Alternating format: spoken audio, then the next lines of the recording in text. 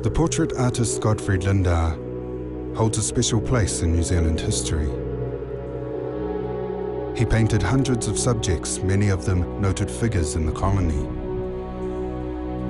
But the work that has received most of the attention are his portraits of Māori from the 19th century. These paintings have provided a portal into our past.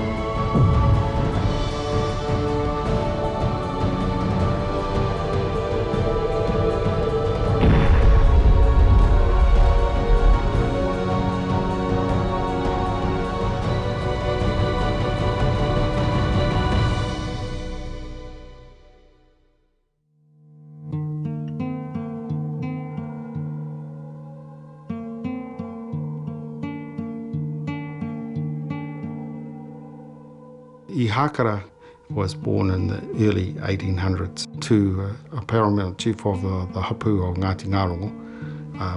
That hapu is also called Patu Kōhuru, and his mother, Romanene, was the oldest of a family that come from the hapu of Ngāti Henemata.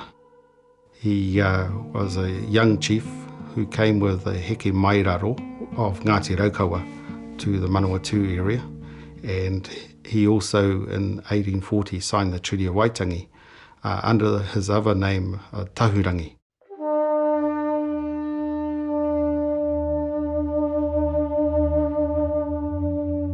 Ihakara was at the Battle of Rotuatara,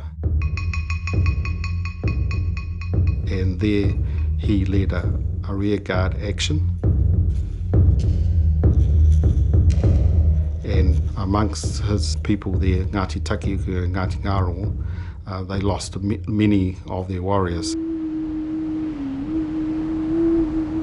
They lost so many that by the time they got to the Manawatu area, he had to combine the three hapu together, and they lived along the banks of the Manawatu River after that.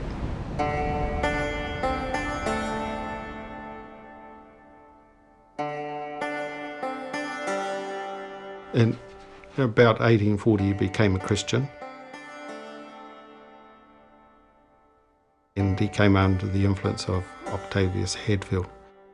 Along with a lot of the chiefs of Ngāti Raukawa, they were very loyal to the Anglican Church in particular, but Ihakara, he decided that he needed more support from other missionaries, so that's when he developed this alliance with Reverend James Duncan, who was a Presbyterian minister, which didn't go down too well with Octavius Hadfield, who was trying to keep them all in his flock, and instead Ihakara started working with Reverend James Duncan.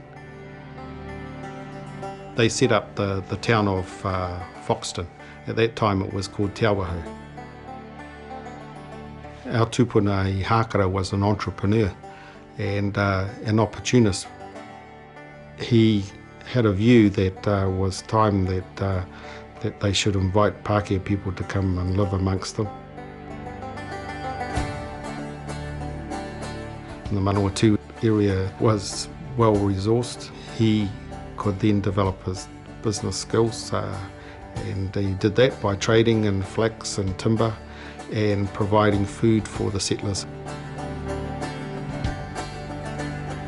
And the flax trade in the Manawatu was a huge business. There was something like 20-odd mills along the Manawatu River, and Ihakara helped establish that whole industry. He sold the government a piece of land for the first school, and Ihakara helped set up the port at Foxton. And he was a native assessor, so he was paid by the government to do all the court work and to help the government settle disputes. Right next to the court is the old Coronation Hall, and there's a big mural of Ihakara, along with Thomas Upperdyne Cook, who was one of the early settlers, and his Māori wife, Meretini Te Ako, and she was the stepdaughter of Terewai.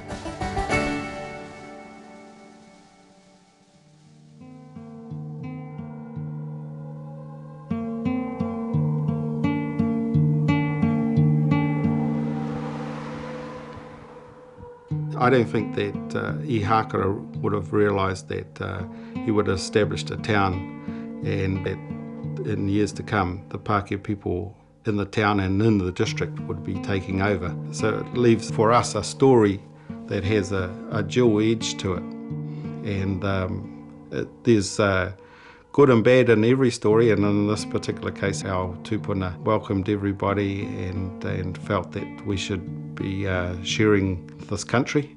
But on the other side of it, so much land was sold that a lot of our people feel disenfranchised and without their tūranga waiwai.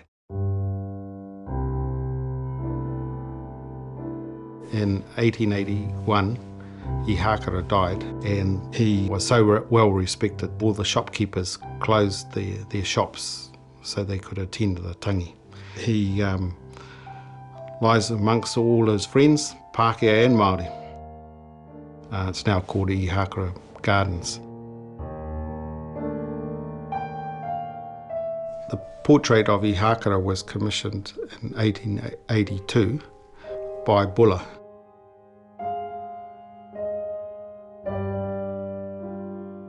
And Lindauer painted the portrait of Ihakara based on the photo. We think that it's a very important portrait to our people, and it's for that reason that a number of our family attended the auction in Auckland. At that time we went there with the notion of putting in a bid, but immediately the price of the bidding was so high that we didn't have the money. But we were pleased that we saw the person who had won the painting at auction, and we're very pleased that this person has a connection to us. Nō reira, tēnei te mihi ki tēnei tūpuna o mātou. Nāna e hāpai tērā tūhonahonotanga kei waingi a tātou katoa, te iwi Māori me te Pākehā, and kei reira o ōna uri katoa o Ngāti Raukawa whānui. Nō reira, tēnā koutou.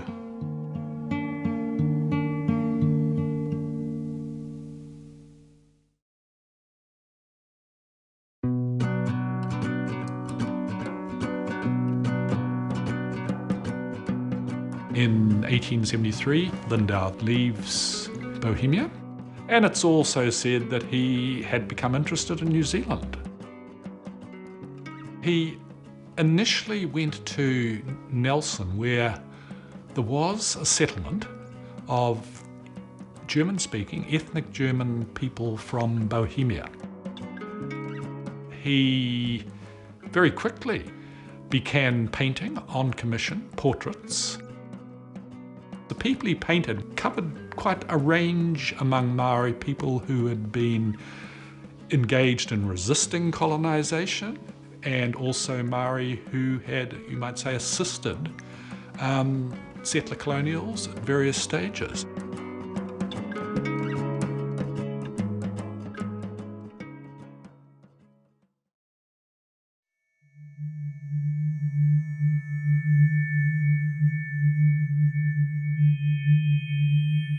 Tā whao, tā whiri mātea, Ngatuere. So my koroua was born at Te Pāparu, near Waiōhine Bridge. He would have been born in the late 1700s. His parents were Kaurangaihi and Tarewa Manuka, And through Kaurangaihi, he has his kahungunu whakapapa, and Terewai Manuka is his kurahaupo rangitāne whakapapa.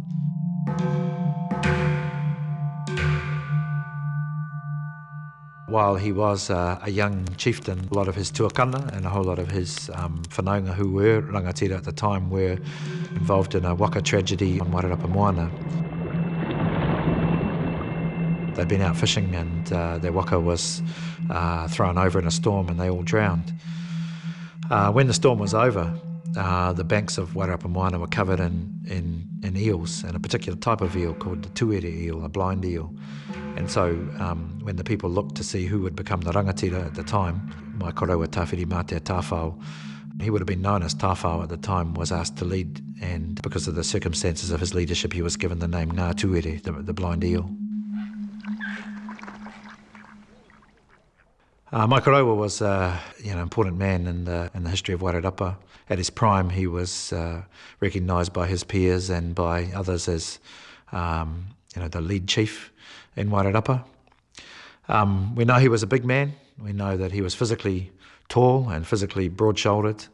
And you can see it in our po whakairo. His shoulders are broad and his stance is strong. He was a guy that you didn't want to meddle with. His Pākehā neighbours, he protected them and they acknowledge him as a protector, but you can also tell from the writings about him that they're wary of him, that there are times when you can see him losing his temper with them and with others. The missionary Kalenzo wanted to stop our ancestors from participating in horse racing and tobacco smoking, and Ngatuere apparently told the missionary to mind his own business and that we were more than capable of determining what was good for us and what was not good for us. So we think our koroua had a bit of a temper, and we hope that trait doesn't flow too strongly through us. Although many here converted to Christianity, my koroua didn't convert to Christianity himself. And I guess he was wary of the missionaries and maybe some of the negative things that might have happened as a result of them converting everybody here to Christianity.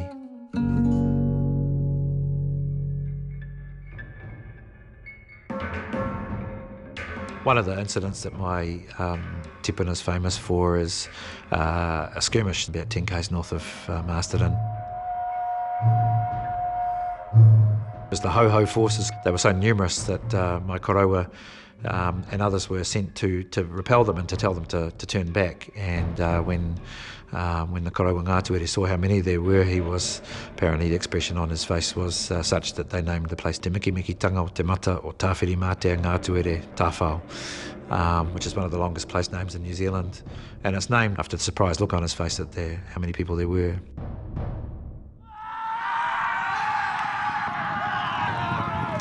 One of the important developments in the 1800s in Wairarapa was the New Zealand Wars. It almost imploded here in Wairarapa. The rangatira were almost fighting with each other.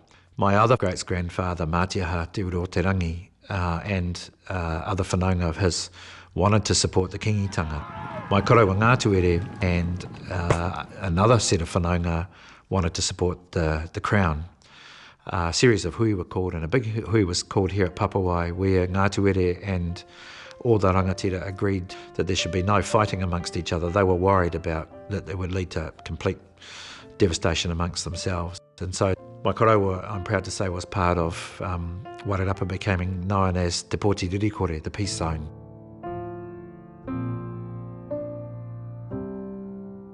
He died in the 1890s and he's buried at Te Uruatane, our urupā, where he has a prominent monument. Nobody in our urupā is buried any higher than him, and that's a little rule that we have. The thing that sort of sticks out for me is that he lived such a long time. At our urupā on his headstone, they say he's 90 years old. I've seen other people talking about him being 117 years old. Regardless, he lived for a very, very long time for a Māori person in that period of history. He would have been a child during the musket raids from the northern iwi that came through Wairarapa. He was a young man during the devastation of the musket wars. An older warrior when Ngāti Kahungunu proceeded to recapture Wairarapa. He was an older statesman during the time of the New Zealand Wars, and then a koroua during the time of the Pākehā settlement of Greytown and Masterton and all the little towns. And And he witnessed the transition of leadership to Te Manihera and Tamaho Mahupuku, who became the leaders of the Māori Parliament here at Papawai.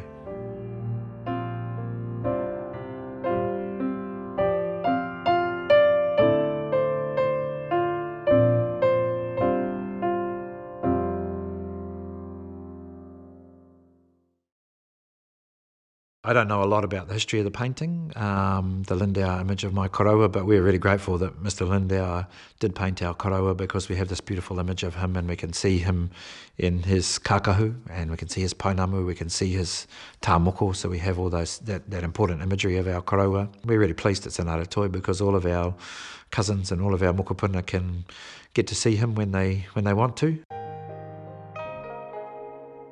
Ko tino waimaria hau, waimaria ahau, he mokopuna ahau nā tēnei koroua.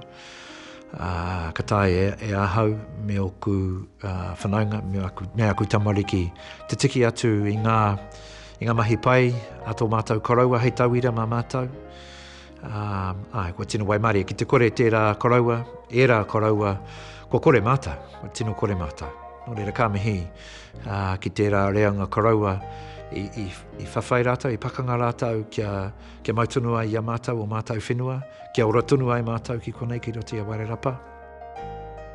Ka mihi hoki kia koutou te hunga e mātakitaki ana ki enei kōrero, e whangaronga ana ki enei kōrero, mo tēnei tipuna rongonui o Ngāti Kahungunu, o Ngāti Rangitāne o tira o te ao Māori.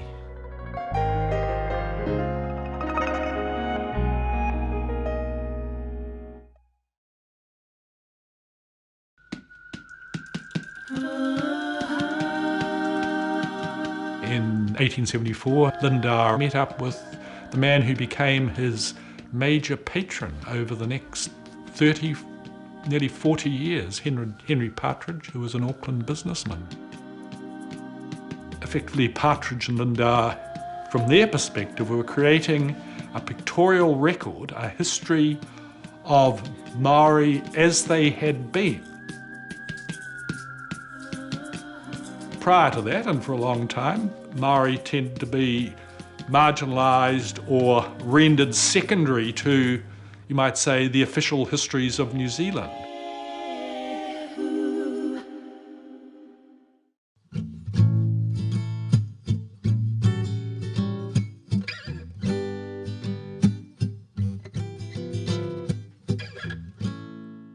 Tēnā koutou, I am the great-great-niece of Terewai Grace Horomona, also known as Terewai Grace Elkington. I whakapapa to her on my mother's side. My mother's name was Terewai Grace, after her tūpuna, and that link comes through my great-great-grandfather, who was Terewai's brother, John Rātapu Elkington, but we mostly know him as Rātapu. Terewai's whakapapa's Ngāti Toa, her grandfather was Horomona and his father was Nohurua, who was an elder brother of Te Rauparaha.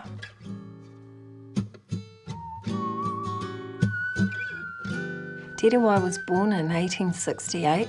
We're not too sure where she was born, but there was a court case in which her mother gave evidence in Nelson in November 1867, so we can only assume that she was born there. Terewai was the daughter of Arthur Neil Elkington, who was born in 1839 in Birmingham, England. He came to New Zealand as an officer in the 91st, the Ihakara Regiment, to fight in the Māori Wars. He served for 5 years in the army, then he met and married Māraro Horomona in Wellington in 1865. This marriage precluded him from further serving in the army, and he was moved to serve in the Commissary General's Department as a deputy. With a Pākehā father and a Māori mother, it must have been particularly difficult in the late 1860s to be a bicultural whānau, and I can't help but wonder what it was like for the children of that union. It turned out that that little family was not too exist for a very long period of time anyway, because in 1867, when Arthur was sailing from Auckland to Wellington on the SS Wellington, he suffered unexpectedly from severe seasickness. The ship put him ashore in Napier, and he succumbed to the sickness and was buried in Napier on the 3rd of May. We understand that no one informed his family of his sudden death. His effects were auctioned off in Auckland, which indicates that the family did not benefit from the sale financially, and he left Marara with 2 small children living in the Nelson area. One of those children was, of course, Terewai, and the other was her older brother, John Ratapu Arthur Elkington, who was a year older than her. John Arthur married my great-grandmother, Wetikia Ruruku.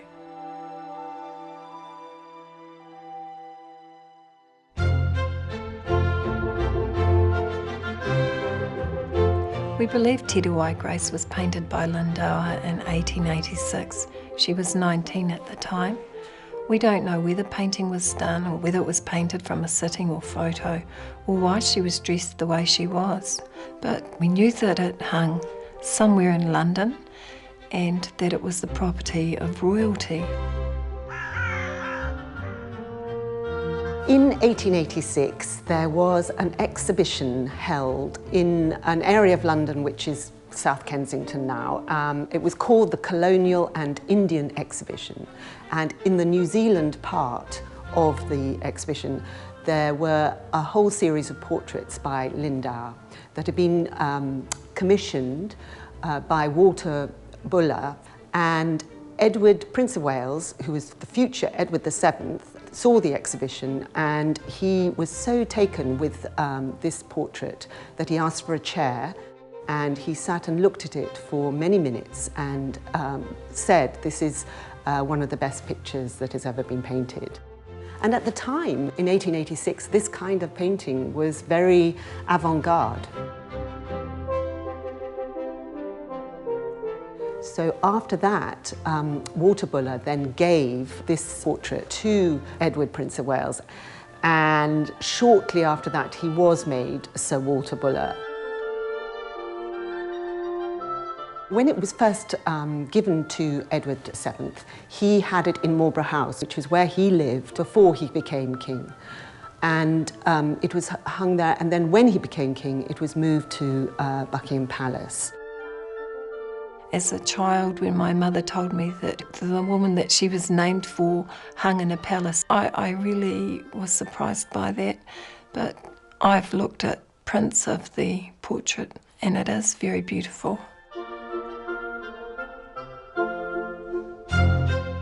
One of the things about this painting is the way in which she holds us with her gaze, and it is a full frontal, incredibly dynamic look that she's giving us, and that is really the key, I think, to the whole work.